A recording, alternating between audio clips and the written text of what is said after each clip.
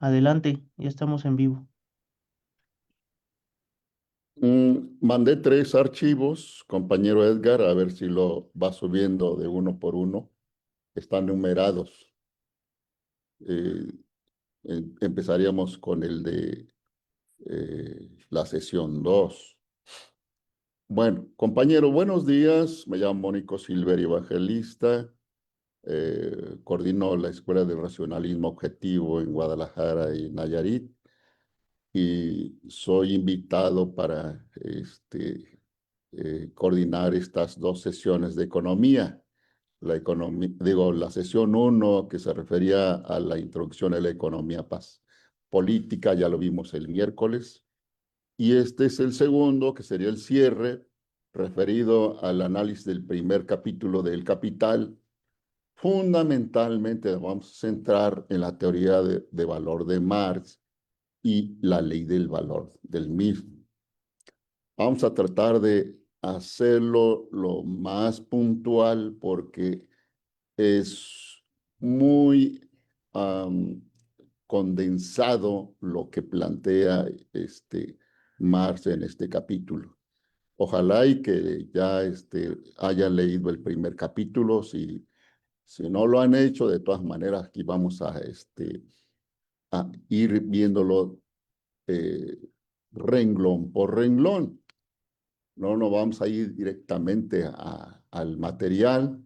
Um, es de si ya lo leyeron, acá lo que vamos a hacer es una exposición del punto de vista que nosotros tenemos sobre la teoría de valor y la ley del valor contenido allí. Precisamente es el punto toral de toda la discusión que se ha tenido durante más de 150 años a partir de la edición del tomo 1 del Capital. Y y es a partir de allí que se generan todo este tipo de críticas y controversias. Eh, y es el primer capítulo, parte del primer capítulo, la más debatida, pues, en todo este tiempo, sin que todavía se resuelva estas controversias. Adelante, compañero Edgar. Primer, este, el primer archivo.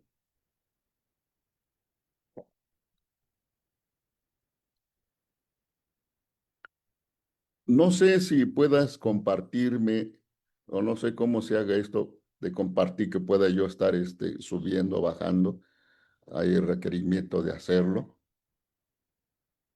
Si no, así, con el... A ver, ya está ahí para que pueda compartir. No sé si pueda directamente desde su equipo. No lo veo Eh, ¿Está en celular o en computadora? en laptop. Necesita abrir el archivo, primero los PDFs.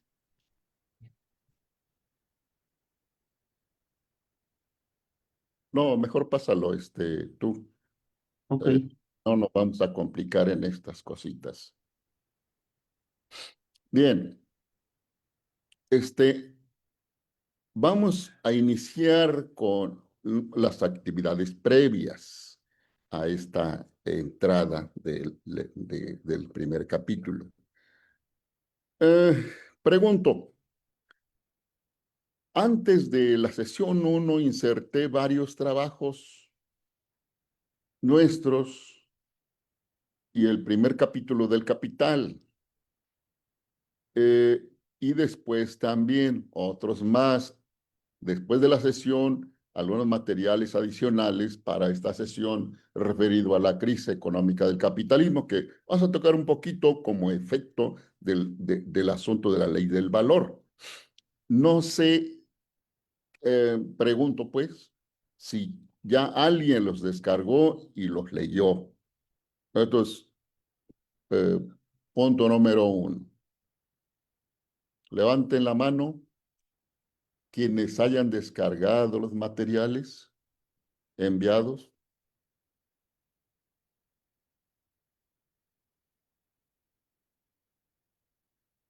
Naiden. Bien. Segunda pregunta. ¿Ya leyeron el primer capítulo del Capital de Carlos Marx?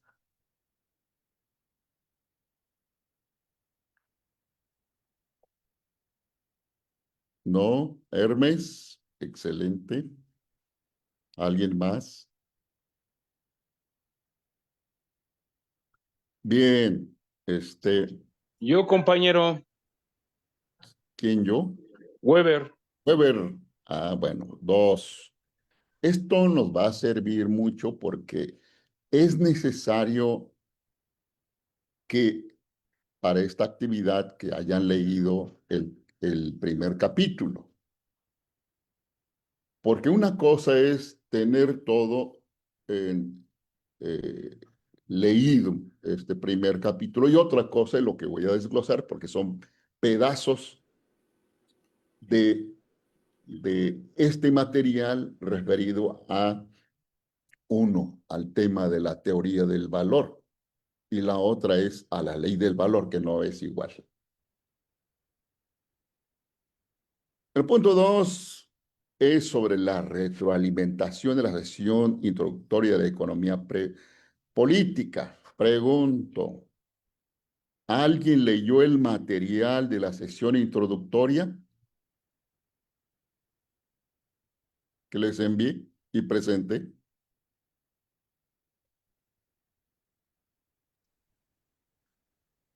¿Naiden? Muy bien. Yo, compañero, Weber. pero lo leí de una manera muy rápida, la verdad no lo hice como debía de ser, compañero, pero sí lo leí. Ah, ese material es fundamental para introducir a la parte de la economía política que nosotros estamos planteando. ¿Lo subes un poquito, Edgar? Bueno, si no lo leyeron, para aquellos que estuvieron en la sesión anterior, ¿alguien recuerda de lo que hablamos en la sesión pasada? ¿De qué hablamos en la sesión pasada?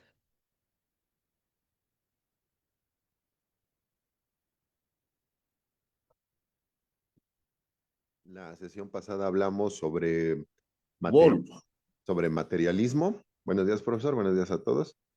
Hablamos sobre materialismo, principalmente materialismo histórico, sobre que es una ciencia y estuvimos explicando lo que es el método que utiliza científicamente y cómo se presenta fenoménicamente a grandes rasgos.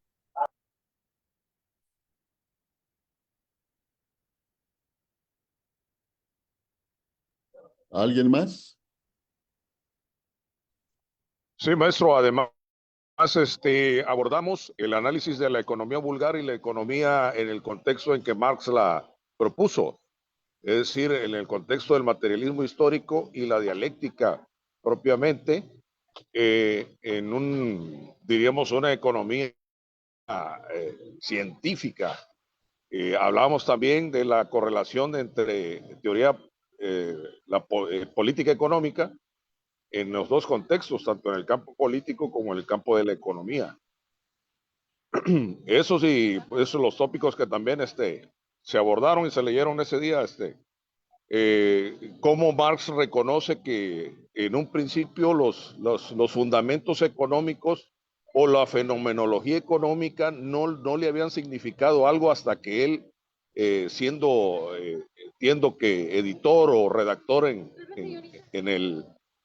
ese diario en el que él participaba, empezó a percatarse de ciertos problemas de índole económico y que incidían, por supuesto, en la calidad sociológica o antropológica del entorno en que se estaban suscitando estas problemáticas. ¿Es cuánto, maestro? Eso es lo que estuvimos, una de las tantas cosas que estuvimos abordando en la última sesión. Excelente. ¿Alguien más?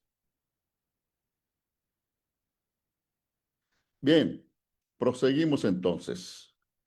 Hay tres aclaraciones que quiero hacer porque parece ser que después de pasado la sesión, como que no fue cubierto por tres preguntas que hacían tres compañeros. Uno de quien preguntó sobre el método o del método en la química. No sé si esté presente por aquí, pero de todas maneras lo voy a hacer. En el caso de la materia de química, la causa primera para el conocimiento de la química se inicia o se trabaja la categoría del número atómico. Igual se procede de la misma manera de lo abstracto a lo concreto. En el caso del compañero que preguntó del derecho, en esta materia no sé de la causa primera o de su causa primera. Quienes se metan allí debe de entender esta causal primera. Pero yo en sí dije básicamente, siguiendo lo que se estaba exponiendo en ese entonces, se debe basar de la ley de desarrollo progresivo de la fuerza productiva, desarrollo tecnológico, o con la categoría fundamental de la fuerza productiva, desarrollo tecnológico, como causal principal. Es decir, el derecho debe estar apegado, basarse de esta ley. Pero también de la ley del valor en lo económico, porque es un efecto el contenido de lo que trata el derecho. Y para abonar a eso se debe de leer el libro de Hegel que se llama La filosofía del derecho y la de Marx, el libro de la crítica a la filosofía del derecho de Hegel. En relación al asunto de por qué se le denomina economía política, hay que ver el gráfico que se puso en esta ocasión. Digo, en esta ocasión y que voy a volver a retomar más adelante. Es la conexión de lo económico con lo político. Por eso esa ligazón. No puede desligarse una sin la otra. Es conectado. Lo económico es la base de la explicación de lo político o de la conciencia social.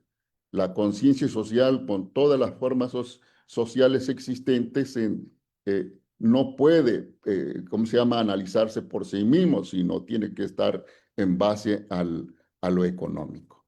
Esas son las tres aclaraciones pertinentes. Adelante, autoevaluación. Bueno, por favor, si ya han descargado los materiales o si no, aquí mismo vamos a trabajar con 7 reactivos para empezar a calentar los motores. Vamos a hacer una pequeña autoevaluación diagnóstica, a ver quiénes responden. La indicación es la siguiente. Las aseveraciones siguientes a las que debe de contestar verdadero con una B o falso con una F lo ayudarán a ubicar lo que ya conoce sobre el tema y a introducirlo en el contenido del mismo. Confronte su respuesta con la de sus compañeros bajo la orientación del asesor. No es necesario llegar a un consenso sobre si el enunciado es falso o verdadero. Lo importante es que justifique y fundamente su respuesta con base a lo que conoce. ¿Puedes subirle más, Edgar? Bien, allí. Dice, ¿quién lee la primera? Yo, compañero, Adelante. dice,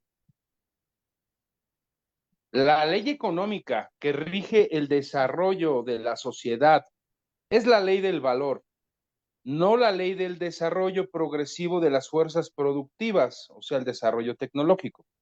Ajá. Yo considero que es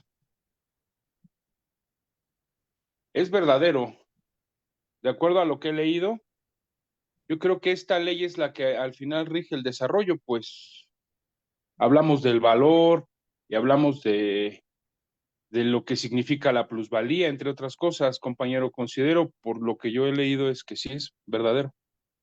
Gracias. ¿Alguien más?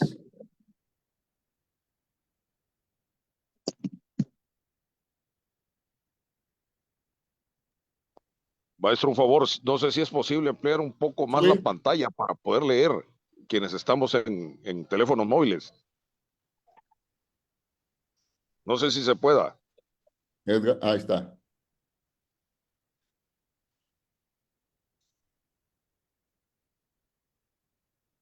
¿Ya se La puede ver? ley, la ley económica que rige,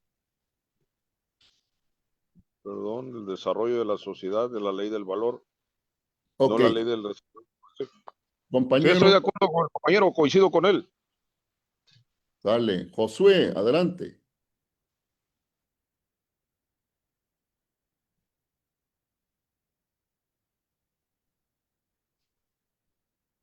Sí, sí se me escucha. Adelante. Sí, yo siento que es verdadera, porque lo que hemos estudiado, la base de todo orden social es la producción y el intercambio de producción. Entonces yo siento que es verdadera también. Bien, vayamos al segundo reactivo. ¿Quién lo lee? Si gusta, yo lo leo, maestro. Adelante. El valor es una cuestión moral. No sirve en el comunismo.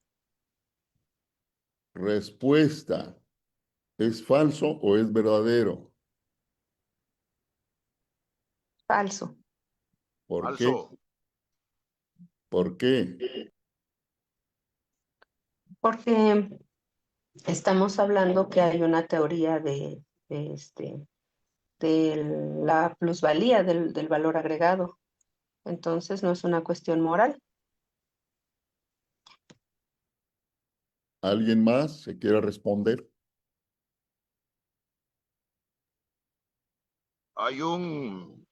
Es inherente a la definición de valor en cuanto a producto o mercancía. El concepto de valor, diríamos, cuantifica el esfuerzo, en este caso, de los factores productivos, entendiéndose como esencialmente destacado, obviamente, el factor humano, el trabajador, el esfuerzo del trabajador para la cuestión del valor en el contexto económico, de teoría económica. ¿Alguien más? Bien, vayamos al reactivo 3. ¿Quién lo lee?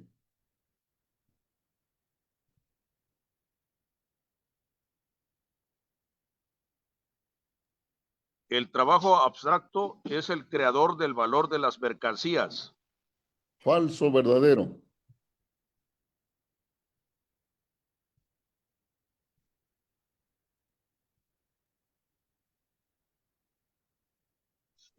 Considero que es falso, jefe.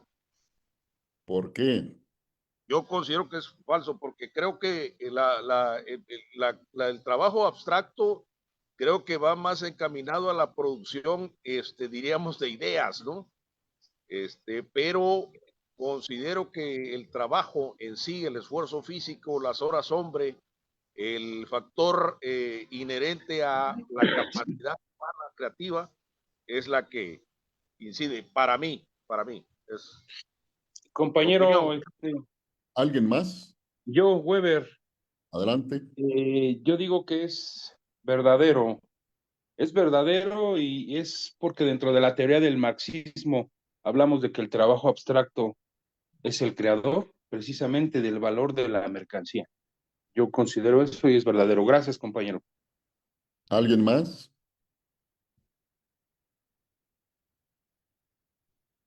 Muy bien, pasamos al cuarto. ¿Quién lo lee?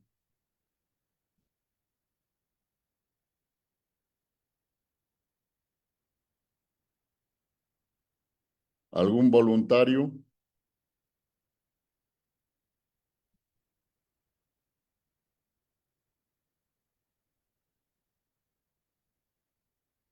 ¿Naiden? Adelante, Josué. Sí, dice, la mercancía no existe, ay, no existe en todas las formaciones económicas sociales habidas en la historia del desarrollo social. Existe solo en el capitalismo. Es falso, Falso. porque es falso porque existe en todas las formaciones capitalistas, en todas las formaciones económicas, perdón. ¿Por qué? Porque siempre va a haber, bueno, la base de todo orden social es la producción y el intercambio de productos. Es lo concreto. ¿Alguien más? Yo coincido con el compañero. Las mercancías siempre han estado en todas las formaciones económicas. Lo único que a lo mejor ha cambiado es em, el valor de la mercancía, su complejidad, su tangibilidad. Sí, definitivamente coincido con el compañero. No nada más ha estado en el capitalismo, ha estado en todas las formaciones socioeconómicas, nada más ha cambiado el tipo de mercancía. ¿Alguien más?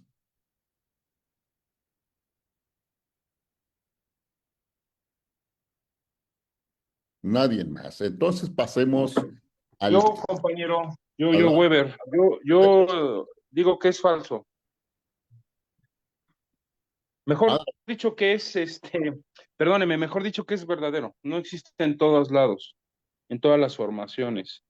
Y esto es porque algunos productos se intercambian de una manera, algunos son mediante el trueque, en algunos se ocupa una moneda o algo para negociar. Entonces considero que no, gracias. ¿Alguien más?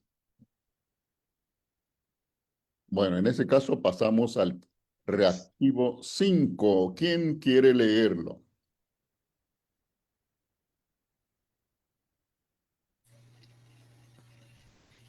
La silla creada por el carpintero para su uso no tiene valor. Falso, o verdadero. Falso. ¿Por qué? Porque precisamente está generando ¿cómo puedo decirlo? Esto ya es más bien como un pensamiento personal. Bueno, sí tiene valor porque está produciendo algo, quizá para en este momento su uso personal, pero puede funcionar para producir y para darle un valor a esa mercancía y obtener un recurso o un beneficio o un pago. Gracias. El compañero Weber cambió su respuesta inicial de falso por uno verdadero. ¿Quién más? Profesor, la silla creada para su uso no tiene valor, es falso, porque ya el producto terminado en sí mismo lleva ya tiempo, vida del hombre. Entonces ya desde lo teórico definitivamente tiene un valor en sí mismo. ¿Alguien más?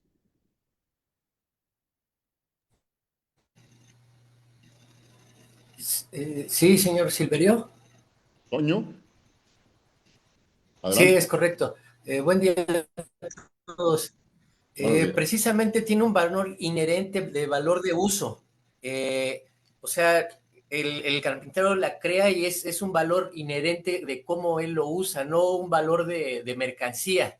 O sea, eh, es decir, el carpintero ocupa esa silla creada por él y tiene su valor propio inherente que se crea en ese producto per se, por así decirlo. Es su valor intrínseco de uso.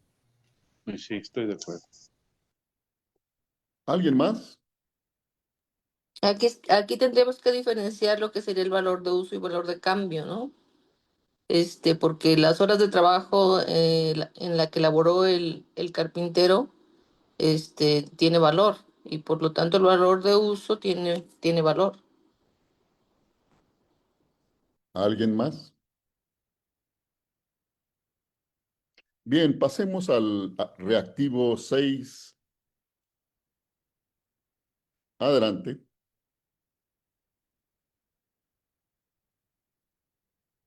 Seis, ¿quién lo lee? Problemas. El valor y precio, ubicar todas las... Reactivo 6. ¿Lo puedes bajar un poquito, Edgar? Ah, ya sí.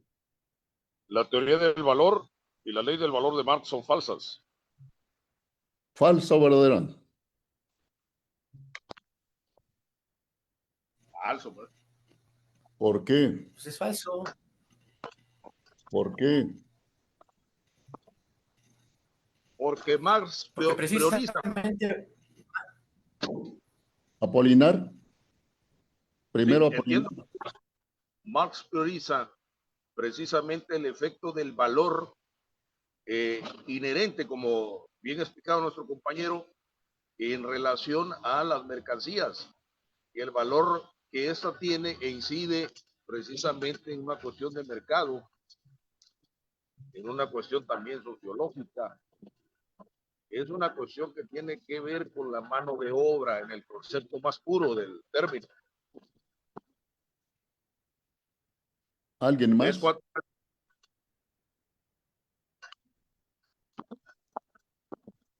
¿Alguien más que estaba opinando ya?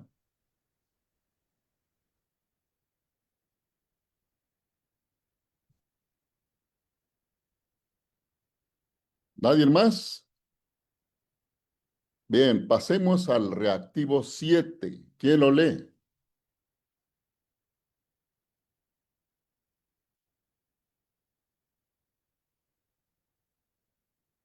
¿Algún voluntario? Adelante, Toño. gracias.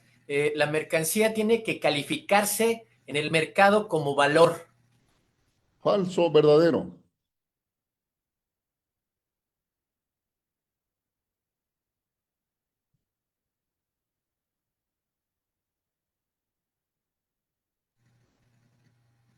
Es que sí tiene un valor, o sea, en sí mismo lo que retomamos de la pregunta 5, puede ser su valor de uso o el valor que le dé eh, bueno, voy a poner otro ejemplo, como decía la compañera, de que no es lo mismo elaborar una silla eh, que cortar un diamante en una mina y extraerlo. Entonces, todas las mercancías tienen un valor por el trabajo que requieren de horas hombre, por así decirlo. Y por lo mismo, intrínsecamente tienen un valor cada mercancía.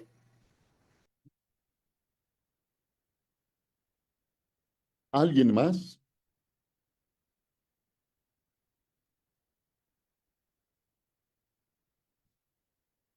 ¿Nadie más?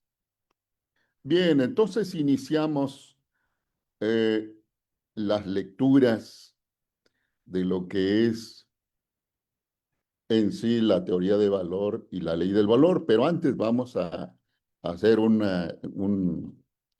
algunas puntualizaciones de los temas más importantes que contiene el primer capítulo. Bueno,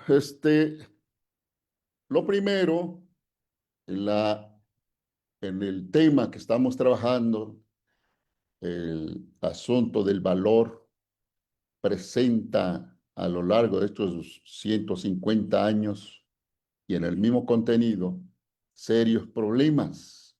Hay insuficiencia, hay contradicciones, hay debilidades en su planteamiento. Una de ellas es la relación del valor-precio.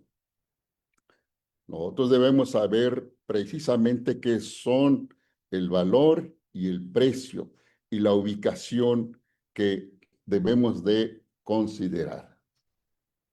El valor, en el caso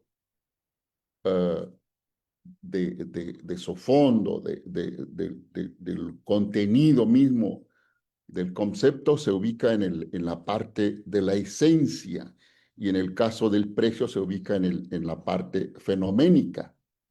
Son espacios, son campos que debemos siempre considerar y debemos de observar. Y de esa relación de lo esencial a lo fenoménico, hay toda una serie de espacios como eslabones intermedios que los liga el valor con el precio, en la esencia con el fenómeno.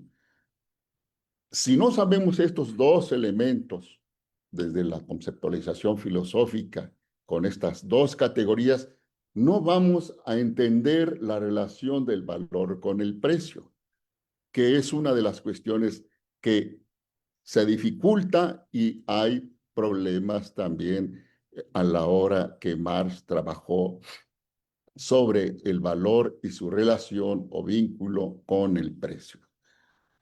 El otro problema que se plantea, que es también problemático, es la definición, el concepto de valor. ¿Qué es el valor? Para este trabajo es importante y es central definirlo. Para nosotros es una cualidad, una propiedad que tiene el hombre, solamente el hombre, no lo puede tener otros entes.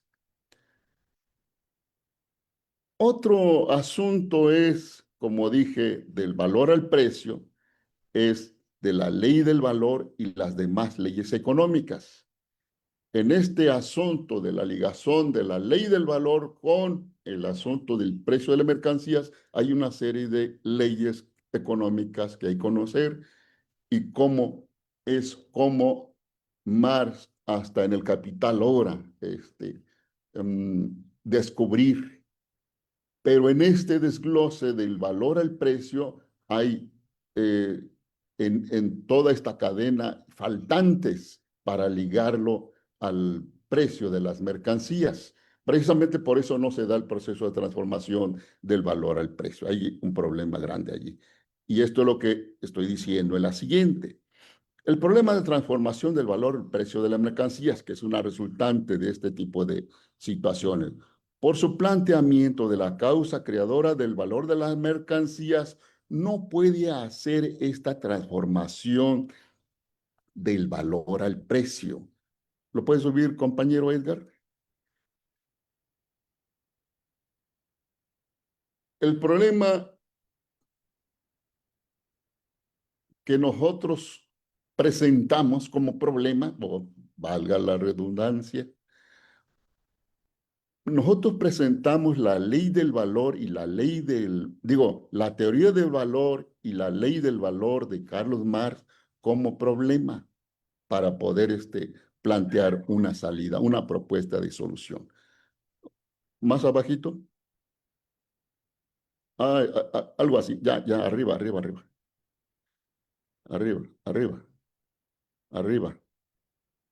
Bájalo. Aquí.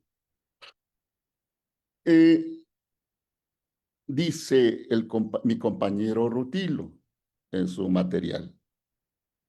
En este trabajo hacemos un análisis en las áreas de la sociología porque nos interesa revalorar los fundamentos de la teoría sociológica científica con el objetivo fundamental de comprender con más profundidad el desarrollo social. Y como los fundamentos de la sociología están en la economía, entonces haremos un análisis de la teoría de valor de Marx, ya que consideramos que es la ley más importante de la economía. De lo sociológico baja a lo económico, así como decíamos en la sesión pasada. La causal de lo social es lo económico. Allí en lo económico se anida la causa primera de todo lo demás. Es en ese sentido que es importante buscar y definir cuál es la ley más importante de la economía política, que nosotros decimos que es la ley del valor. Pero en la ley del valor hay dificultades, precisamente como lo va a decir el compañero Rutilo. Adelante, súbele un poquito. Dice así: Entre la esencia y el fenómeno existen muchos eslabones intermedios en los cuales el investigador puede perderse. Consideramos que esto es lo que le pasó a Marx con su teoría del valor. Me pueden echar toda la crítica o nos pueden echar todas las críticas, pero si pueden hacerlo, deben argumentarlo para rebatir esto que estamos nosotros diciendo. Y es de las cosas que nos han criticado durante bastante tiempo. Pero bueno, es parte del rejuego del desarrollo mismo de la teoría de valor y la de la ley del valor. Él dice, él planteó correctamente que el trabajo abstracto es el creador del valor de las mercancías. Más adelante vamos a citar en las partes donde dice eso. Pero vayamos a lo siguiente. Pero al desarrollar su teoría, creemos que identifica al trabajo abstracto con el trabajo concreto y como consecuencia identifica también el valor con el precio. Este es, de manera puntual, el problema que presenta la teoría de valor de Marx y la ley del valor en consecuencia. Adelante, súbele.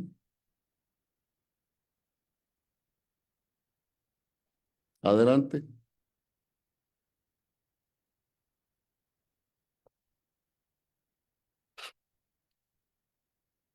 Alto allí en la causa. Este es importante observarlo. No es tan fácil hacer este tipo de encuentro con la causal de este problema que presenta el compañero Carlos Marx. Y es una cosa que se necesita mucha indagación, mucha reflexión. Para el caso de ustedes que empiezan a estudiar economía, esto es mucho más profundo, pero lo que nosotros queremos es presentarle cuando menos indicativo de por dónde se debe estudiar la economía política. Nosotros decimos que hay un prejuicio teórico de Marx.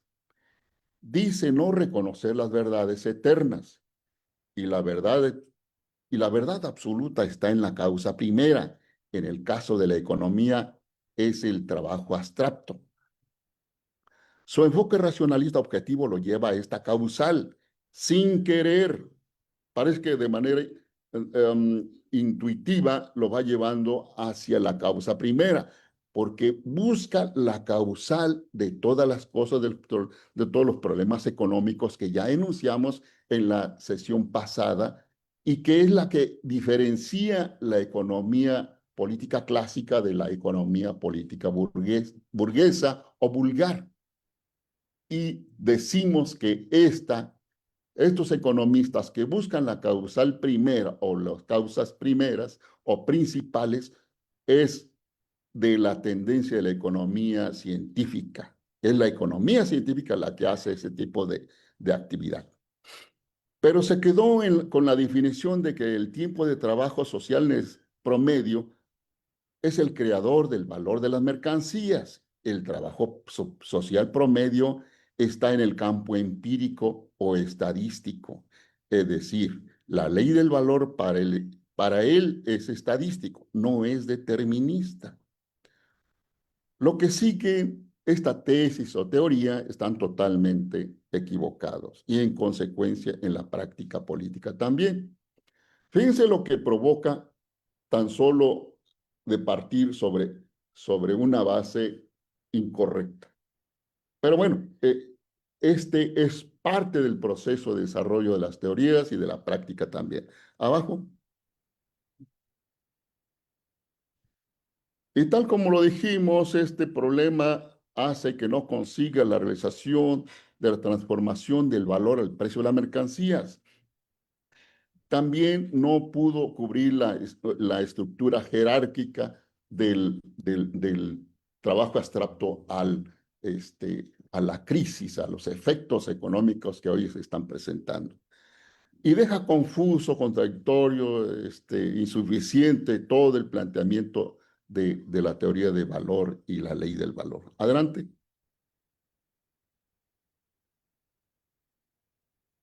En nuestro caso, nosotros planteamos la teoría de valor y la ley del valor, que esta ley no es estadístico para nosotros, es teórica y es determinista, es esencialista. Adelante.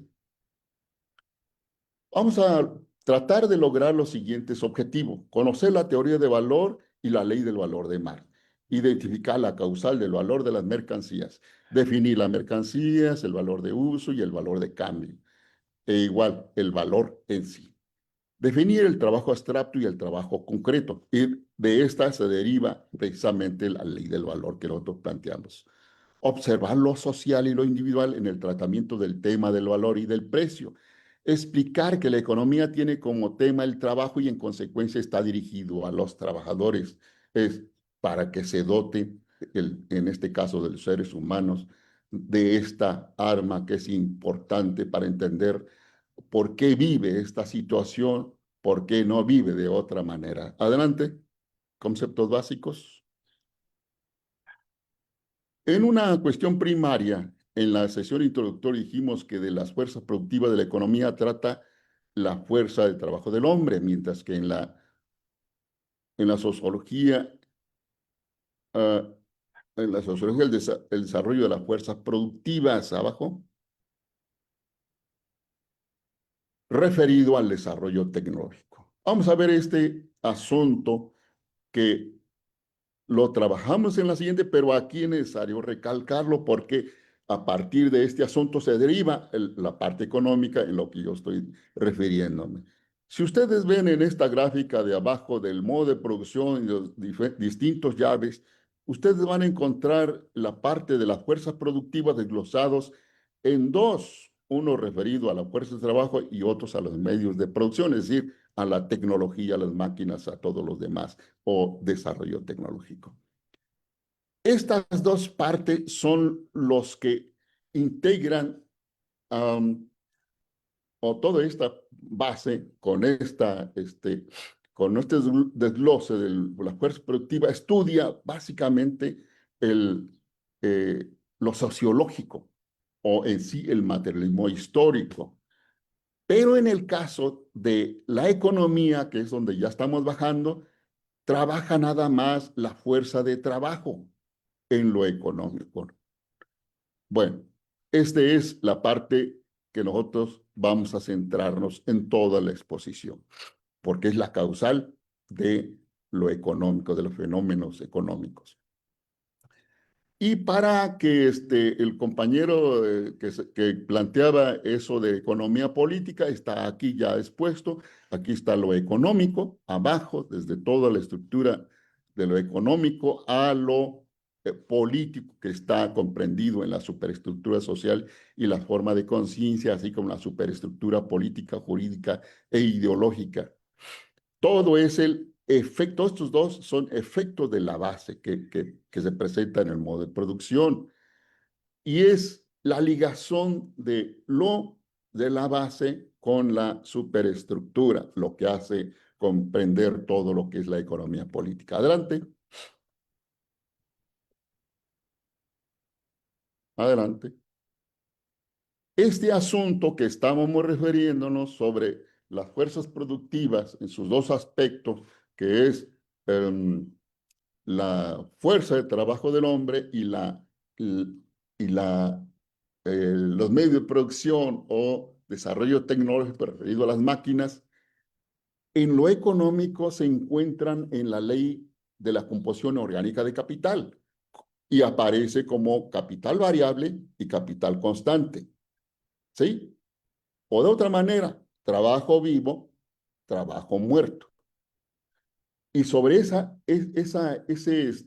relación es donde nos da una explicación de cómo va evolucionando la sociedad nuestra, cómo se presentan con este movimiento las crisis económicas. Es parte del proceso de cómo incide esto en el desarrollo económico. Adelante. Una primera actividad que es necesario desglosar, aquí abajo, arriba, mejor dicho. Empecemos. Dice Marx en su este libro. Aunque una sociedad haya descubierto la ley natural que preside su movimiento y el objetivo último de esta obra es, en definitiva, sacar a la luz la ley económica que rige la sociedad moderna, no puede, esto ya, dos palabras para evitar equívocos acá abajo donde dice, mi punto de vista con arreglo al cual concibo como proceso historia natural el desarrollo de la formación económica. En esta cita hay dos cosas que debemos de precisar para lo que nosotros estamos abocados. Adelante abajo. La primera. Adelante, súbele. La primera. Lo puedes subir, digo, lo puedes agrandar un poquito para el compañero que dice que está trabajando con el celular. La primera es de esto, ¿no? Arriba, abajo. Ah, ya sí. Bien. De esto es importante observar la primera. De la ley económica que rige el movimiento de la sociedad moderna a que se refiere Marx, es o a la ley del valor o a la ley de la plusvalía. Allí presenta todo el mundo comunista, economistas, sociólogos, etcétera, un pequeño problema, por no decir un gran problema, pero es necesario aquí puntualizarlo, porque eso es lo que hay en el medio. Puede contestarse que es la ley económica que rige el movimiento de la sociedad, es la ley del valor o la ley de la plusvalía. No se van por la ley del plusvalía, casi una buena parte, no más. Nosotros nos vamos a que se refiere a la ley del valor. Mucho ojo con esto. Segunda precisión. Donde dice Marx, mi punto de vista con arreglo al cual concibo como proceso de historia natural el desarrollo de la formación económica social, dice el enfoque utilizado con Marx es de la historia natural, no el artificial por contraposición. Nosotros seguimos esta concepción de la historia. Más abajo. En esta, arriba.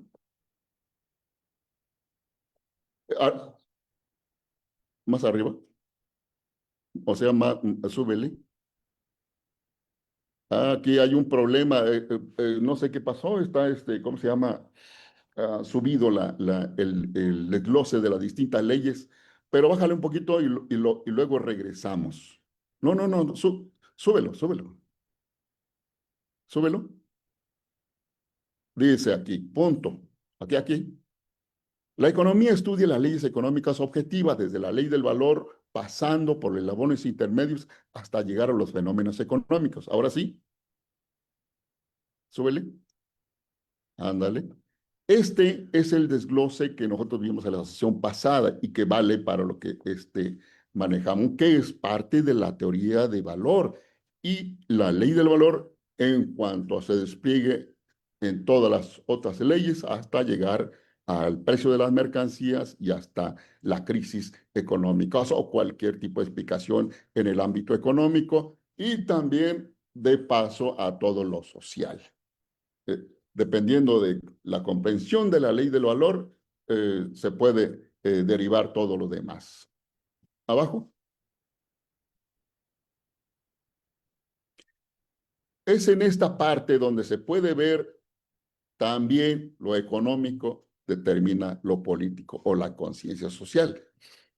Pero más que eso, en este desglose de leyes se refiere al desglose de las leyes económicas, nada más en la parte económica, pero con efectos a lo político, con efectos al contenido de la conciencia social existente.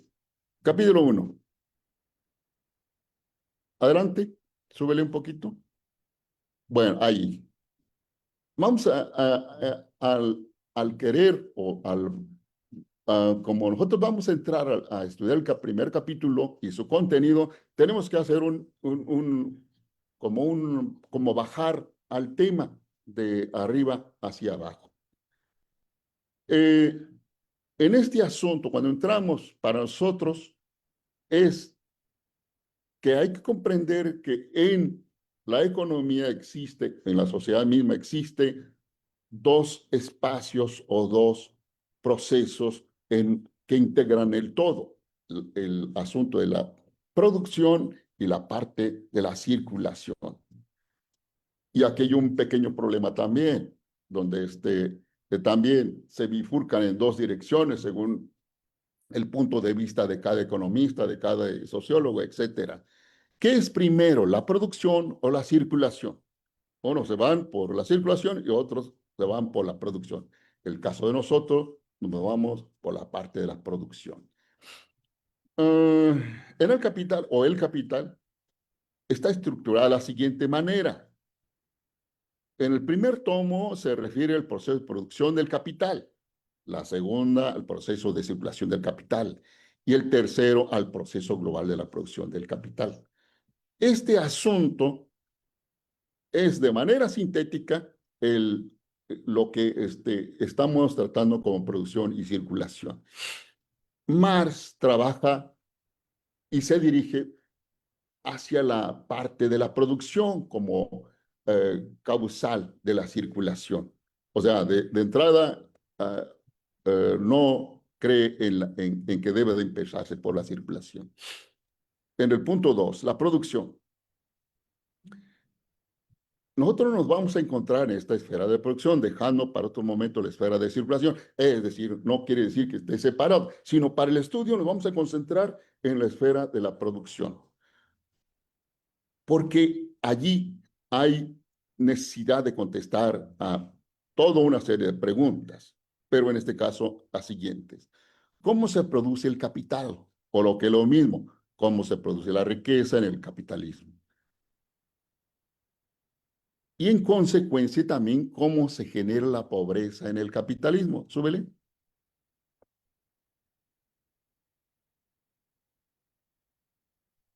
Aquí en este tomo, digo en sí, tomo, Marx dedica 7 secciones para tratar este aspecto importante de la economía.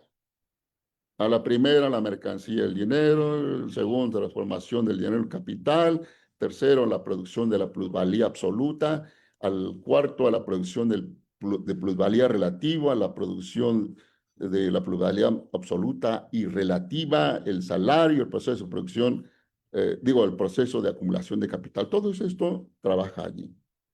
Compendia todo eso en el caso de la producción. Para el caso nuestro, de la primera sección de la mercancía y el dinero, nosotros vamos a estudiar el primer capítulo que se refiere a la mercancía. Súbele. Este capítulo desglosa los siguientes temas. Hay que ver un poquito el libro. Adelante, súbele.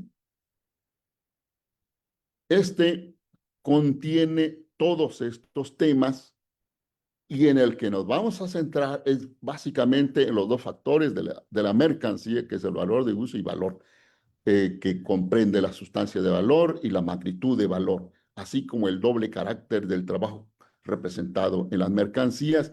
Y uno que es importante, no por el título, sino por lo que plantea dentro de este apartado, el carácter fetichista de la mercancía y su secreto. Abajo. Prosigue. Hasta allí.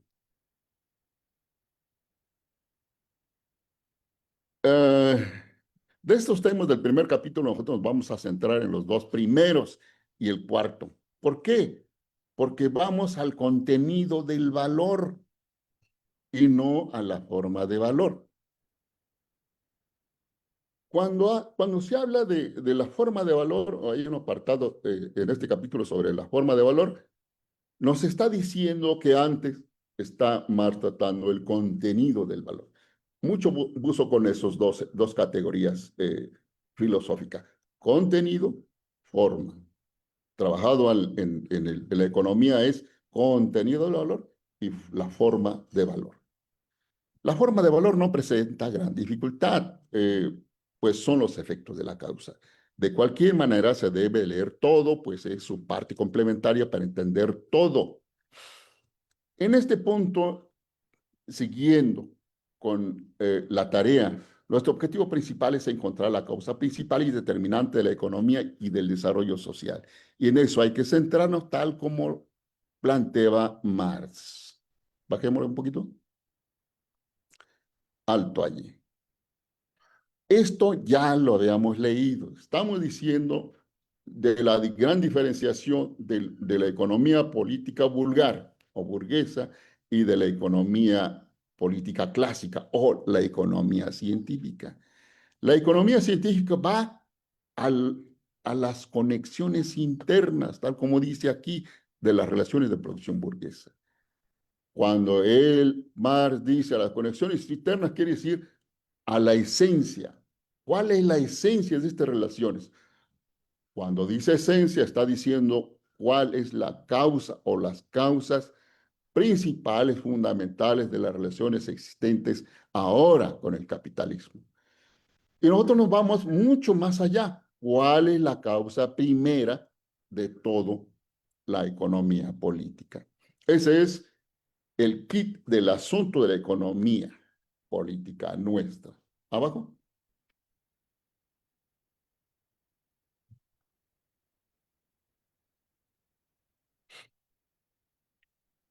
Adelante. Bien, aquí empieza el punto número 1, que es de la mercancía. Las preguntas obligadas son dos. ¿Qué es una mercancía? ¿O qué es la mercancía? Y luego, por contraposición, haciéndolo de manera dialéctica, es ¿qué no es mercancía? En su cuaderno, en su hoja, en su computadora o en lo que estén trabajando, agarren una hoja, digamos, dóblenlo y de una parte de su hoja le ponen ¿qué es mercancía o qué es una mercancía? Y del otro lado le ponen ¿qué no es mercancía? Le doy un minuto para que hagan este desglose o gráfico. Ustedes me dicen si ya lo tienen.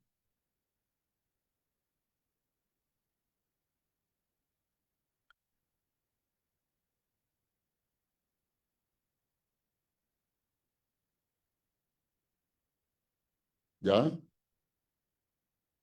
¿Quién dijo ya? Roberto, ya lo hizo. ¿Alguien más? Sí, profesor. ¿Quién más? Un producto. ¿Quién más? ¿Alguien más lo hizo? Sí, compañero, yo, Weber. Ah, excelente, 2 personas. Otro más y ya empezamos. ¿Quién más lo hizo?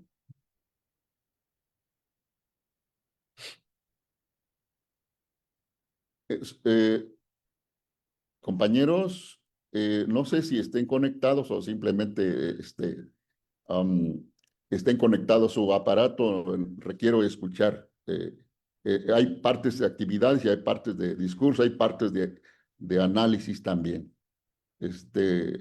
Necesito escuchar, si no, no vivo yo.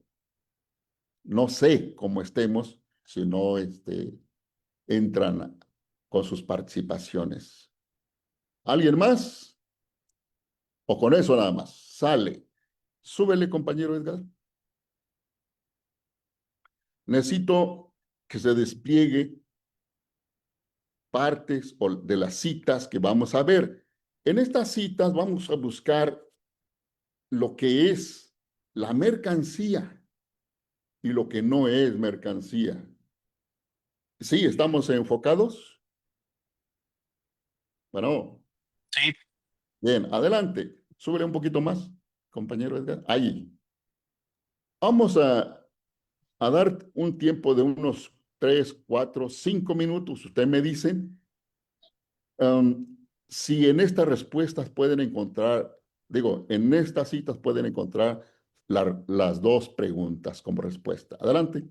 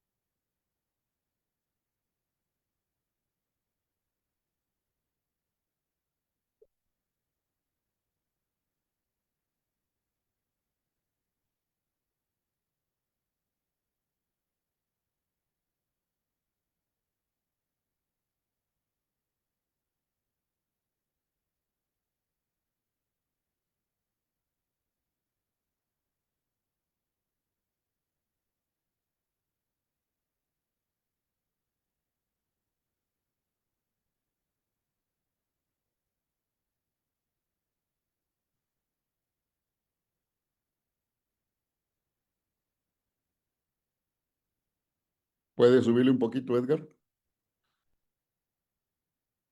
Ah, ya sí.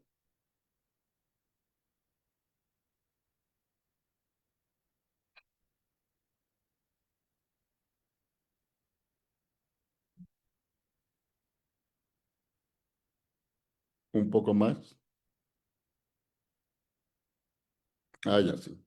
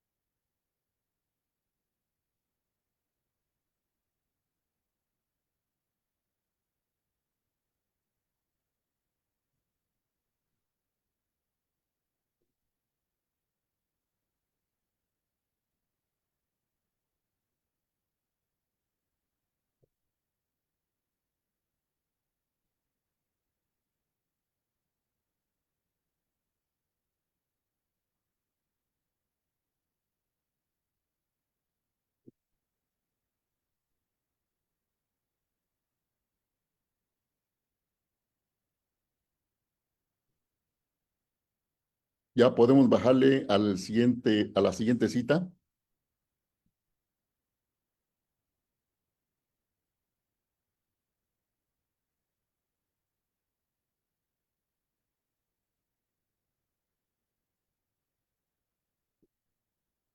Súbele un poquito. Ah, ya sí.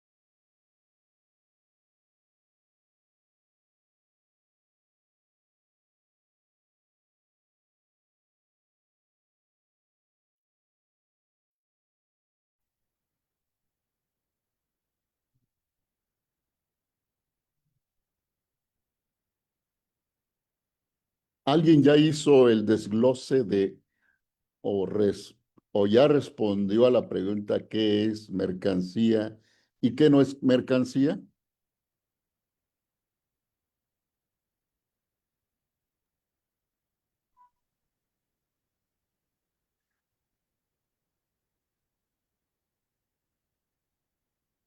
Yo, compañero Weber. Adelante, Weber. Bueno, la pregunta que usted nos hace, bueno, las preguntas son, yo creo que bueno, no creo, la mercancía es un producto, un bien, de acuerdo a lo que hemos leído, es eso, un bien, un producto que se comercializa o mejor dicho, que se puede comprar, que se puede vender en un lugar, en un área, en un mercado, digamos, y es todo lo que se produce pues para ser comercializado a en grandes palabras, de manera muy general, y puede ser, perdón, acá mi cámara, y puede ser intangible o puede ser tangible. Entonces, eh, tangible, pues algo físico, un producto que se necesita. Ponían el ejemplo de una silla. Yo podría decir que el ejemplo sería un comedor. Pues la silla fue el inicio de una mercancía y ahora ya el producto en general. Entonces yo diría que ese es un bien tangible, y un intangible sería quizás el servicio de energía eléctrica, por ejemplo. Entonces, ¿y qué no sería, compañero, una mercancía? Bueno, pues precisamente ahí mi mente, con todo lo que hemos leído, compañero, mi mente tiene un choque de ideas. Eh, Se me han creado muchísimas dudas y necesito releer, pero considero que lo que no es mercancía es algo que se produce para uno mismo, como el caso del ejemplo de la silla que se produjo, la hicimos o como mi andadera, que que es para mi uso, no para comercializar, digamos, maestro. Y bueno, perdón si estoy en espera de las correcciones, porque sí tengo un choque de ideas en la mente. No, Muchas de gracias. ninguna, no, de ninguna manera el que hayas ya hecho el desglose y generado una problemática es precisamente es entrarle a la economía con este tipo de líos mentales, porque no es simplemente leer y punto, se acabó, no, no, hay que proyectarlo más hacia adelante. Y es una cuestión introductoria nada más. Compañero Roberto, adelante. Gracias, compañero. Gracias. Eh, como yo entiendo, un producto es resultado del trabajo humano. Si ese producto se convierte en algo que se puede intercambiar, en ese momento se convierte en una mercancía. Si el producto lo utilizo para mi consumo propio, eso no es una mercancía. Subrayando, lo que caracteriza la mercancía es el producto del trabajo humano que sirve para las satisfacciones, para satisfacer las necesidades y que se puede intercambiar. Gracias. Enero. Adelante, compañera. Hola, muy buenos días. Ya Adelante. también tengo el choque de ideas y son mucho más concretas que las de los compañeros, pero bueno, para mí una mercancía es un objeto exterior que satisface necesidades, ¿sí? Y además que es útil, ahí está su valor de uso y que también es cuantitativo. Algo que no es una mercancía, pues es aquello que no cumple ni con ese valor de uso ni con ese valor de cambio. Me siguió llamando mucho la atención el ejemplo de la silla, porque veíamos su valor de uso, pero no existía un valor de cambio. Y lo pone también la lectura con esta parte del trigo y del diezmo. No genera algo más. Es cuanto, maestro. Muchas gracias. Gracias. Compañera Alma, adelante. Pues según lo que yo entiendo, una mercancía es aquella que produce valores de usos sociales, ¿no? Y pues yo entiendo que de acuerdo a las aplicaciones y a eh, eh, pues sí, la riqueza que genera se basará en si es o no una mercancía. Gracias. ¿Alguien más? Compañero Wolf. Gracias. Para mí, mercancía es un objeto, es tangible, un objeto resultado del trabajo del sujeto. Incluye horas hombre y tiene un valor asignado objetivamente. Y por supuesto, también coinciden que satisface una necesidad. La mercancía satisface algo. ¿Y qué no es mercancía? Tal vez es la parte en donde todos tenemos más conflicto. Creo que tenemos más claro lo que es que lo que no es. Bien, me topo con esa antítesis de lo que no es la mercancía. Y para mí, pues, puede ser importante todo en términos de que tiene un valor relativo y que pueden ser servicios prestados de forma abstracta, no mercantilizables o no tan fácil. Por ejemplo, un pastor o un sacerdote en un servicio religioso presta sus servicios, no creo que tenga un valor de uso o de cambio. Tal vez satisface una necesidad, pero indirectamente, aunque al igual que un docente y un investigador en una facultad, pues también no creo que sean mercantilizables sus servicios, aunque finalmente tienen un valor intrínseco per se. Gracias. ¿Alguien más? Yo, bueno, un comentario. Man. He hablado poco porque trato de comprender y por eso. Pero entonces, a ver, hasta el momento yo parece que, o estoy así interpretando. Una mercancía sería la silla que la persona, digamos, hace una silla y no solamente la silla que usa, sino la silla que también puede vender porque alguien más la necesita. Vamos a decirlo así, hizo 10 sillas porque en su pueblo, en su comarca, hacen falta sillas. Y las sillas que él haga para sí mismo, o que no las venda, o para su familia, no sé, pero que no tienen ese no sé si decirlo, valor utilitario, no serían mercancías. Así es como yo lo estoy comprendiendo. Gracias. Muy bien. Se agradece el esfuerzo. De cualquier manera, vale actuarse. Aun cuando Marlo diga no es suficiente con lo que se está leyendo, es necesario seguir preguntando para adentrarse en lo que es mercancía y lo que no es mercancía. Lo que sí es entendible primero en relación a la mercancía es de que es un objeto. Pero, palabras similares. Un objeto. 2, cosa.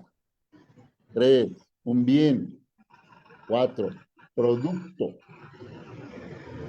Cuando aquí llegamos a esta parte del producto, es un efecto. Y ya cuando se da el clavo esta parte de que una cosa exterior se asemeja a que el producto es un efecto de algo que lo produjo. Esta parte es importante. Entonces la mercancía no es cualquier cosa, hay que ubicarlo dentro del campo de la parte fenoménica o de la parte esencial, de la parte del valor y la parte del precio de las mercancías. es de agregarse porque hay que dirigirnos a la búsqueda de esta causa, precisamente es para eso, de la búsqueda de la causa. Por eso es importante también caracterizar lo que es el valor, digo, la mercancía, y lo que no es mercancía y lo que lleva adentro. Bueno, pasemos más abajo, por favor, Edgar.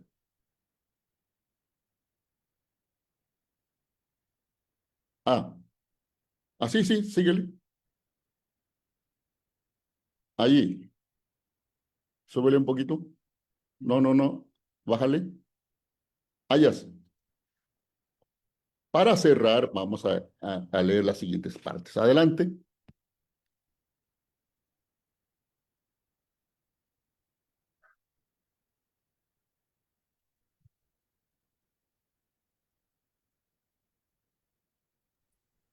Para la sociedad burguesa, la forma de mercancía adoptada por el grupo del trabajo o la forma de valor de la mercancía es la forma celular económica. Página 6, prólogo a la primera Más edición. abajo. Si un supuesto del trabajo asalariado y una de las condiciones históricas del capital es el trabajo libre y el cambio de este trabajo libre por dinero a fin de producir y valorizar el dinero, a fin de ser consumido por el dinero como valor de uso, no para el disfrute, sino como valor de uso para el dinero. Del mismo modo, otro supuesto es la separación del trabajo libre con respecto a las condiciones objetivas de su realización, con respecto al medio de trabajo y al material de trabajo. Por lo tanto, ante todo, separación del trabajador con respecto a la tierra como su laboratorio natural y por consiguiente disolución de la pequeña propiedad de la tierra, así como también de la propiedad colectiva de la tierra basada en la comuna oriental. Hasta allí. ¿Qué les dice estas dos citas para el caso de la mercancía o de lo que no es mercancía?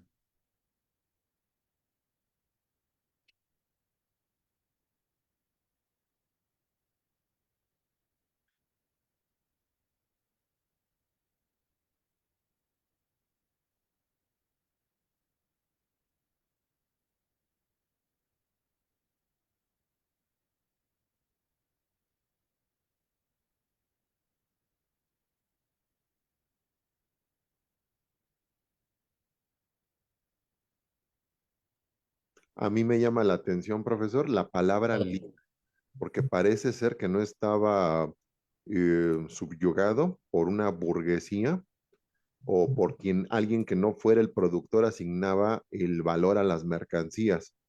En el trueque o en la artesanía, el productor es quien asigna los valores de cambio y de uso. Pero aquí me llama la atención que usa la palabra trabajo libre y no es que un capitalista es quien asigne el valor a las mercancías. ¿Alguien más que tenga otra lectura de este texto o de estos textos? Yo, compañero. Weber, adelante. Bueno, a mí me genera, lo voy a decir, bueno, de lo que hemos leído y de lo que se ha leído, la sociedad burguesa sería como el inicio, digamos, como esa parte de la transición del capitalismo que ahora conocemos. Ellos de alguna manera, y aquí voy a decir algo que quizá genere más, que abra más espacios. Yo con esa palabra de sociedad burguesa, mi mente se remonta directamente a la colonización, que sería un método de sometimiento del obrero, bueno, en ese caso del feudal, del que vivía en el feudo, no del burgués, sino del obrero, pues, perdón. Y cómo a través del tiempo nos vamos dando cuenta de que se va descolonizando el mercado, van desapareciendo Bueno, van cambiando de nombre, ahora ya no son burgueses, ahora ya es capitalismo y sigue trabajando de la misma forma. Entonces, yo considero que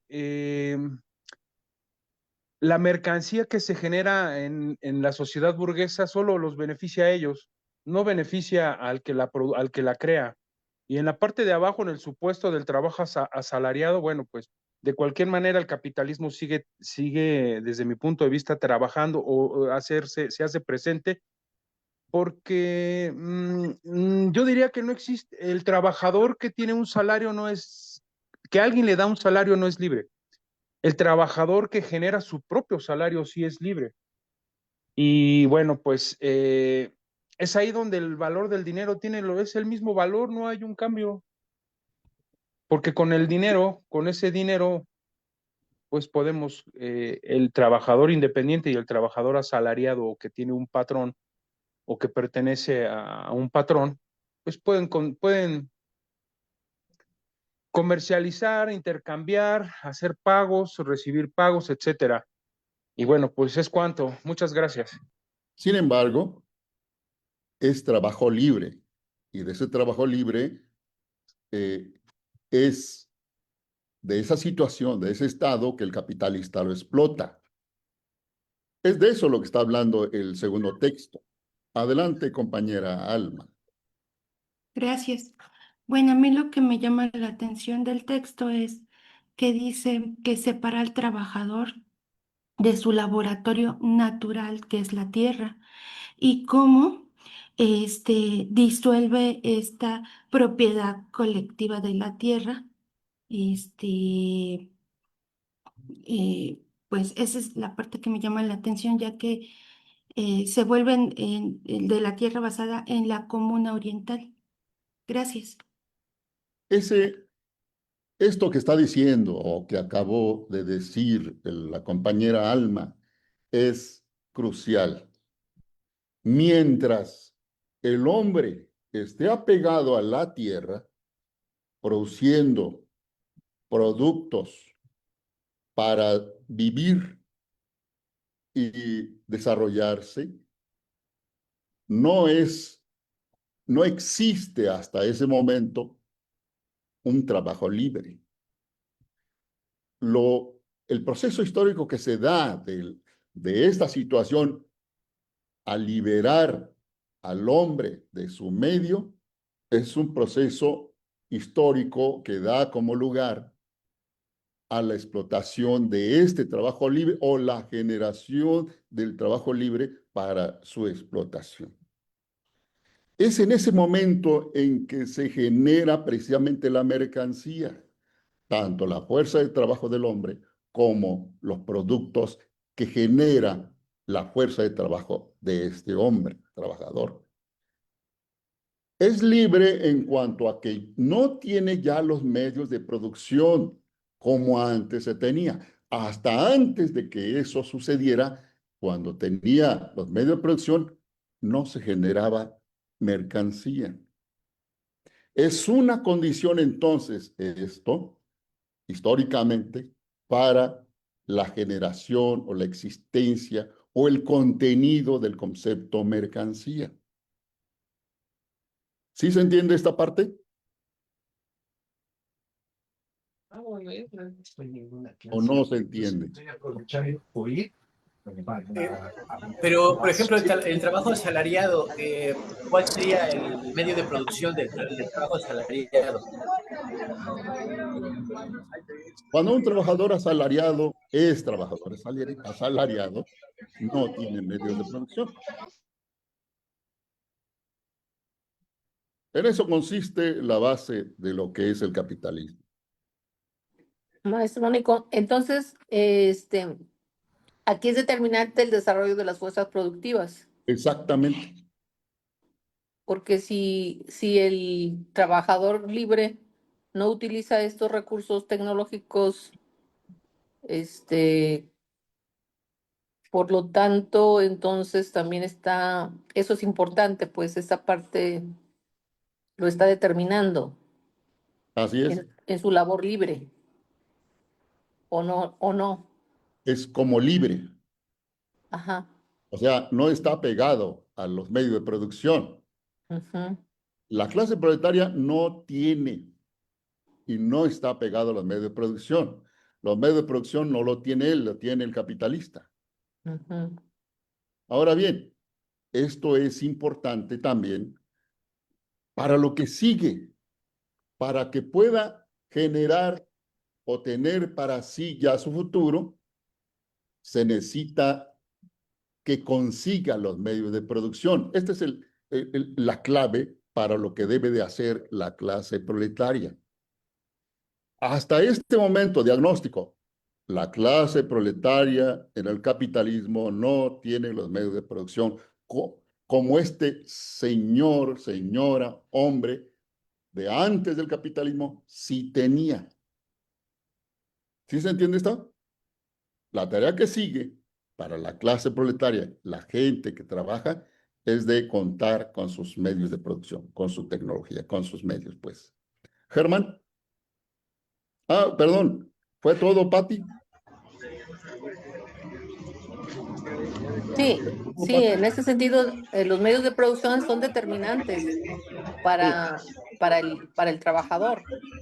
Si se apropia de los medios de producción, sería otro mundo. Exactamente. Es eso de la resolución que tiene que voy aquí solventar. mío. Germán. Sí, voy, gracias. Sí, mire, lo que estaba usted comentando, lo quiero ligar. Si vuelvo al ejemplo del señor que vende sillas. Si el señor vende 10 sillas, no es mercancía, pero si el señor tiene máquinas, herramientas y empleados para vender las sillas, si es mercancía, a ver si estoy bien, estoy equivocado. ¿Es una pregunta?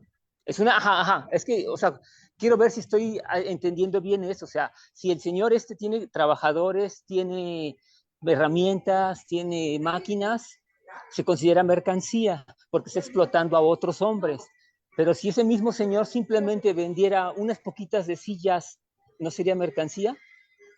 También es mercancía si lo vende. También, aunque no tenga medios de producción como tal, aunque lo haga de manera artesanal. A la manera que lo haga. Si lo vende, Excelente, es mercancía. excelente. Bueno, gracias. Aquí la clave para que sea mercancía tiene que ser socializado, ¿verdad, Mónico? Eso es lo que dice Marx. Es lo que dice él ahí en el documento, pues. Y ese es precisamente también el contenido del concepto mercancía. Para que sea mercancía debe venderse en el mercado. Esa es también la connotación que lleva como un aspecto integrante de la noción. ¿Es todo? Bien, muy interesante lo que están preguntando y las reflexiones que están realizando. Si nosotros ya termináramos con eso, me quedaba. Pero hay muchos aspectos más que quién sabe si en esta sesión, en 2 horas, en 20 minutos, considero que va a terminarse esta sesión. Son 3 archivos, pero lleno de contenido también sobre la teoría del valor y también la ley del valor. Si se acabara ya, me daría por satisfecho, cuando menos de manera introductoria, este asunto.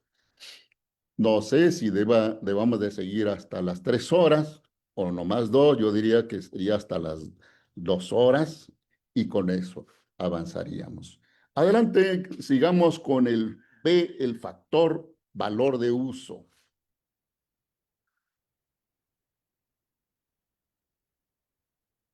Más abajo.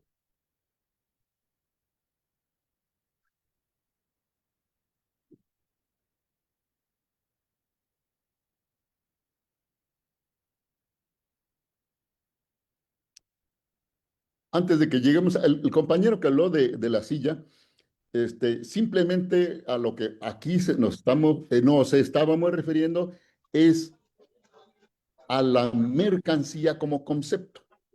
Él lo integra,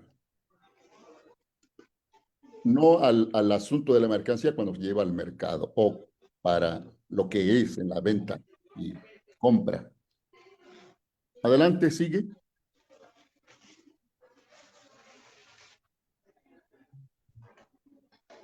Allí, el factor valor de uso. El valor de uso, este tiene que tener como cualidad ser útil. Adelante.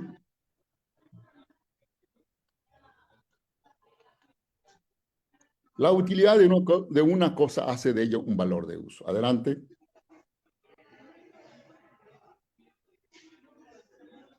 Allí, que el producto sea de uso, no que no se use. Es una cuestión de valor de uso. Adelante. Ah, no, aquí abajo. Que el producto sea para el consumo, no para el no consumo. Vayamos al valor de cambio. Allí, valores, valor de cambio. Las condiciones para que la mercancía sea un valor de cambio. Los valores de uso constituyen el contenido material de la mercancía social por fuera y la forma social de esta. Son portadores de valor, son portadores materiales del valor de cambio. Este es una cuestión esencial en la cosa del valor de cambio. El valor de cambio se presenta como una relación cuantitativa proporción en que se intercambian valores de uso de una clase por valores de uso de otra clase. Una relación que se modifica constantemente según el tiempo y lugar. El valor de cambio, pues, parece ser algo contingente y puramente relativo. Un valor de cambio inmanente, intrínseco a la mercancía. Abajo. Allí. Esa es una cuestión importante. El valor de cambio se presenta en la esfera empírica o cuantitativo. Es de cuánto, es de cuantificable, es medible. Cuando hablamos del trabajo abstracto, por ejemplo, ese no es medible, digamos, de manera común, de manera empírica. Tiene que utilizarse otras medidas, por ejemplo, los julios o los joules.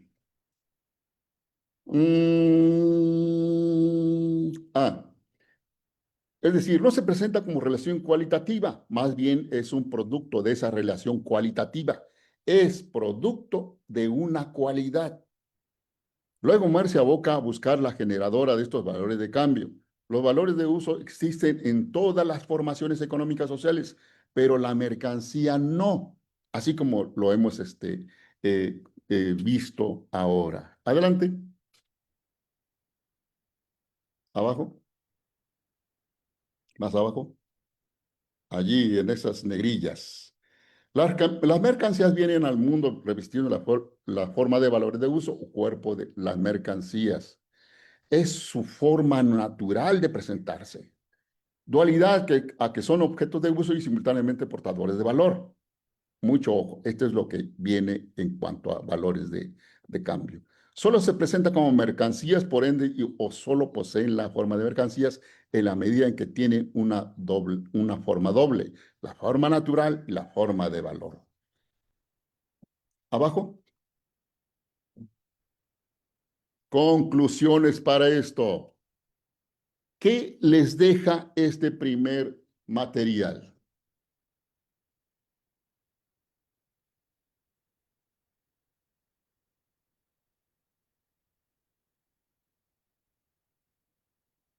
Esta primera parte de todo lo que es la teoría de valor de Marx y la ley del valor. ¿Ninguno o lo dejamos para la siguiente? Adelante, Roberto. Lo que a mí me gustaría plantear a manera de conclusión, como yo he entendido, es que los seres humanos necesitamos de bienes para satisfacer nuestras necesidades.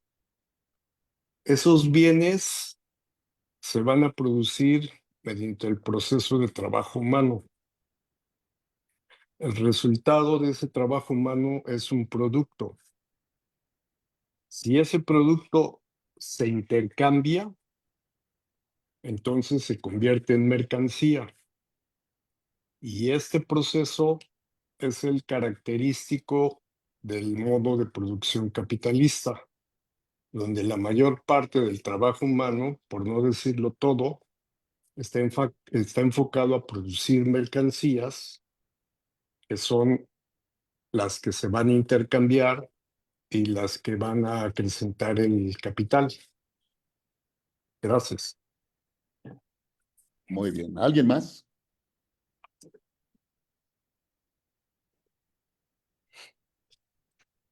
Muy bien. A mí me quedó una reflexión en torno a esto, o sea, con relación a lo que acaba de decir el compañero. Si es, en este caso, la importancia del desarrollo tecnológico y el uso de esa tecnología actualmente, por ejemplo, que solamente aprietan los trabajadores un botón para producir miles de productos. Y si es que este trabajador se apropia de esta tecnología, ya para producir lo necesario, Ya no van a necesitar de los capitalistas si exacto. ya lo apropia. Ajá. Bueno, digo, porque todo lo que se está moviendo con relación a las inteligencias artificiales y todo la robótica, etcétera, quiere decir que ya estamos en un proceso diferente en cuanto a producción y en cuanto al uso de la fuerza de trabajo humana, porque ya no va a necesitar el hombre aplicar tanto tiempo o tanta fuerza de trabajo para lograr un determinado producto. Y eso va a trastocar todo el sistema capitalista, pienso Ya yo. está trastocando. O ya lo está haciendo, de hecho, sí. Eso empieza desde finales de la década de los 60. Por Ujú, eso se genera la crisis estructural desde ese tiempo. ujú. Estamos en una época de tránsito de esta sociedad capitalista a otra distinta. Sí, digo, porque se me hizo muy interesante pues el analizar esta parte, porque nos lleva a reflexionar sobre muchas cosas, como dijo el compañero, ahí nos quedan mucho más preguntas que respuestas quizás a veces, pero qué bueno que se den. Y Eso, gracias por eso. eso sobre las preguntas, las dudas que se hayan generado en esta parte, escríbanmelo y pásenmelo al chat de Taller Marxista. Digo, para seguir eh, con este tipo de dejos de esta sesión. Compañero Wolf, adelante. Gracias, profesor. A mí lo que me ha llamado, por ejemplo, la atención es con respecto a la conceptualización de esta controversia que se tiene con el arte. Hay críticas de Kant, de Hegel y del mismo Marx con respecto al arte. El arte, per se, pues nace como algo inútil, porque nada más es para la apreciación y expresión humana, no nace como una mercancía. A pesar de que el artista tiene los medios de producción y tiene las herramientas, ahí se puede decir que hasta ese momento no es una mercancía, y era lo que criticaban estos idealistas del siglo XIX y XVIII. Sin embargo, llega el punto en el que ya es una mercancía, en el que ya el arte, pues ya se le asigna un valor, y actualmente es un valor alto cuando es arte clásico o arte de culto, ¿no? Inclusive en la actualidad, el SAT, Hacienda, puede a través de los peritos de arte tomarlo a cuenta del pago de impuestos de algunas personas, de algunos artistas. Hay galerías que precisamente exhiben todo este arte que recibieron de estas personas, en donde ya la mercancía ya tiene un valor de uso y de cambio. Y Pues haciendo quienes hagan eso, eh, nomás estará tomando la pintura, pero no por ello allí contenga valor. Otra cosa es que transfieres valor de la esfera productiva a la esfera improductiva. Y es en la esfera improductiva casi donde se centra la economía política burguesa. Esa transferencia, porque el pintor y su arte o su obra no generan valor, porque no es correspondiente a la esfera productiva, a la producción, como estamos nosotros trabajando, donde se genera el valor. Es una parte simplemente de paso, como efecto, y está en la parte de los efectos. Por ejemplo, el profesor no consideraría que también el precursor de todo esto fueron los sofistas griegos. Sócrates criticaba inclusive que cobraran por su conocimiento los sofistas de la antigua Grecia. Claro, siempre se piensa que el conocimiento puede generar valor y no, tampoco crea valor el conocimiento. Es en la parte de la explotación de la fuerza de trabajo del hombre, con los medios de producción, es allí en esa parte donde se crea valor. Por eso es importante definir como preponderante y fundamental que esta mercancía sea un producto, así como dice Marx, una cosa, objeto exterior. ¿Sí me entiendo? Sí, pero entonces ya no me quedó claro. Si el conocimiento no crea valor, No crea valor. Francis Bacon lo dijo, el conocimiento es poder. Entonces el conocimiento Esa es otra cosa. para crear, para hacer dinero. Esa es la otra parte.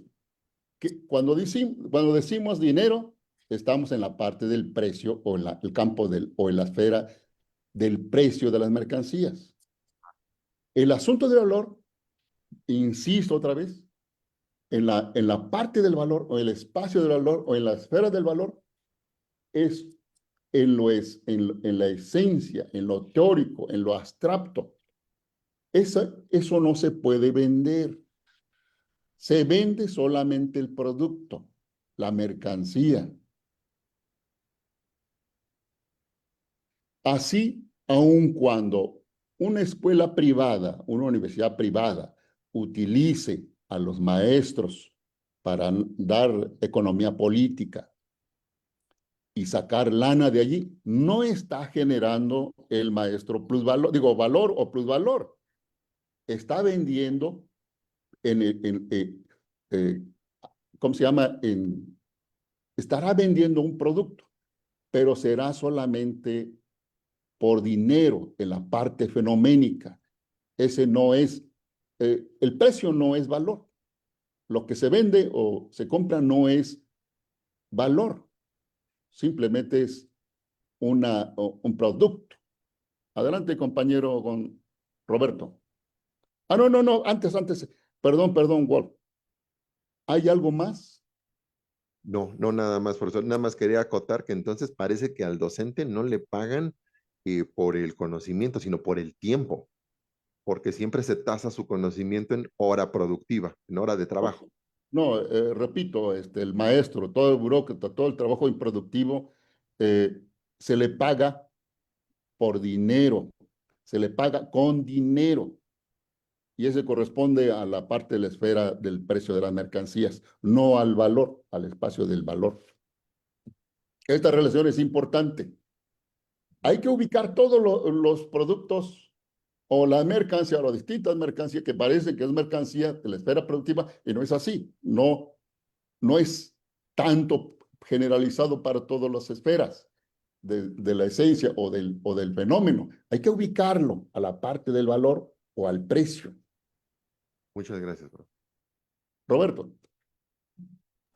Gracias, profesor. Yo lo que quiero comentar respecto a lo que estaba planteando el compañero Wolf, y yo lo que he entendido, no tal vez de esta sesión, sino en otras lecturas, es que el conocimiento humano forma parte de lo que se considera la fuerza de trabajo. Es decir, la fuerza de trabajo no solo es la energía física que emplea un obrero al estar en una planta productiva, sino también los aspectos que tienen que ver con el conocimiento necesario para intervenir en el proceso productivo. O sea, resumiendo, fuerza de trabajo es energía física y psíquica que se vende a cambio de un salario. Sí, es correcto. Gracias. Pero otra vez, el conocimiento no genera valor, no tiene valor. Necesita este conocimiento objetivarse en la mercancía, en el producto.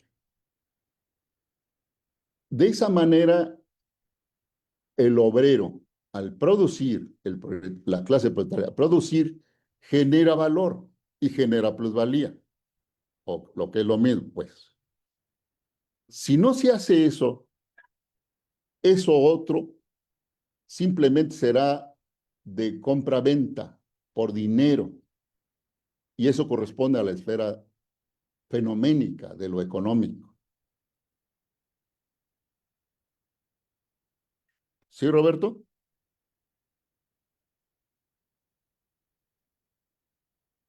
La fuerza o el trabajo abstracto, todo eso que dijiste de energía, neuronas, músculos, tiene que objetivarse para que se dé el valor, para que un producto tenga valor.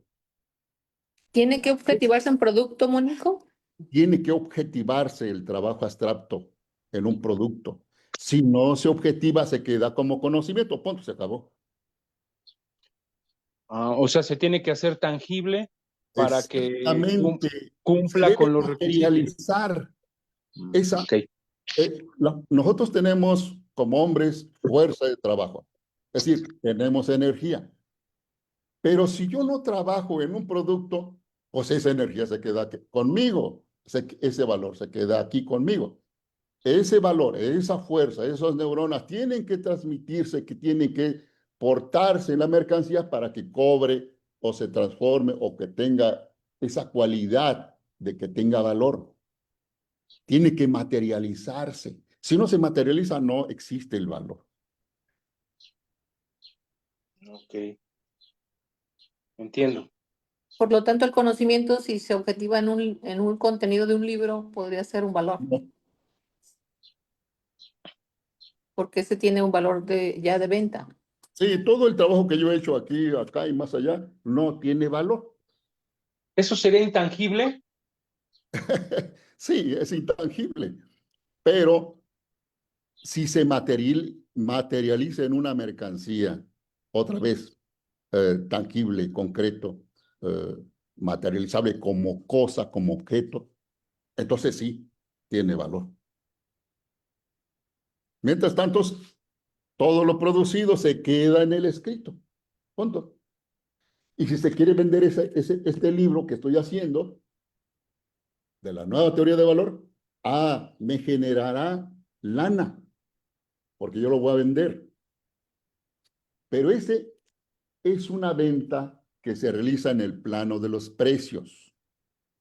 Y según nuestra teoría, yo no creo ese valor en este producto, sino que se transfiere, esa lana que voy a ganar es un proceso de transferencia de aquellos que producen valor, y ese valor en forma de dinero es la que yo voy a recibir. ¿Sí se entiende esa parte? Porque esa es parte de la teoría que es una faltante en la teoría de valor de Marx.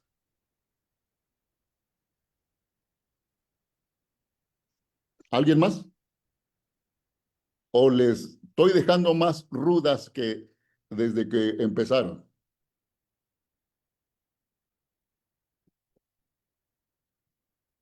La clave está en la transferencia de valor al precio. Y así están las grandes empresas con alto COC, a diferencia de los que tienen menor COC. Allí es una ley de imposición del precio, del monopolio y también de la tasa media de ganancia. Y es en esta parte de los precios donde yo puedo sacar un poco de lana, pero del valor que produce la clase proletaria en la esfera productiva, que son generadores de valor.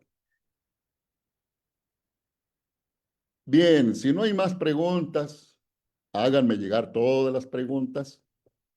Solamente quiero decir que no entramos al análisis, a la lectura y al análisis de la ley del valor, que es el segundo documento, y al asunto de un producto tiene valor antes de llegar al mercado por ser producto del trabajo humano. Esos dos materiales que también ameritan todo una buena sesión completa, léanlo. Ahí están insertos estos materiales en el chat del taller de marxista nivel 1, ¿ok? Nivel 6. Échenme canilla, léanle. En el chat hay espacio para que ustedes me estén diciendo las dudas o exponiendo las dudas, preguntas, comentarios de esos materiales, así como de los demás materiales. El punto clave de todo este asunto es leer. Segundo, filosofar. Derivado de eso, reflexionar, pensar. El asunto del pensar es lo más cañón que existe para el ser humano. Es mucho más fácil trabajar matándose las 24 horas, bueno, no tanto, unos 10 horas, 12 horas, que leer y pensar. Este es el punto cruel del asunto nuestro y no generamos valor para acabarla. Así que échense un clavado a los materiales enviados, a estos materiales, pero lean el primer capítulo de El Capital de Carlos Marx. Allí está la bomba, de donde se ha peleado tirios y troyanos, según dicen por allí. Bien, compañeros, creo que esto sería lo último. No sé qué diga el compañero Edgar, así que yo diría que hasta allí lo dejáramos. No sé si habría que abrir otra cancha para otro tiempo. No sé, simplemente yo lo dejo allí. ¿Cómo dice? Voy a dejar la víbora chillando, vaya pues. Muy bien. Pues sí, yo creo que ya nos despedimos porque ya está el otro grupo que inicia a las 11. Entonces ya tenemos que terminar la transmisión. Entonces, como ven, estos temas, pues llevan mucho, ¿no? Mucho tiempo. Seguiremos informando con los niveles, ¿no? Y en los grupos de WhatsApp. Entonces yo creo que ya nos despedimos, compañeros. Nos vemos el... Muy bien, compañeros. Hasta luego. Muchas gracias, buenos días. Buenos días a todos. Gracias, Muchas Mónica. Gracias, gracias. hasta luego. Gracias. Hasta luego.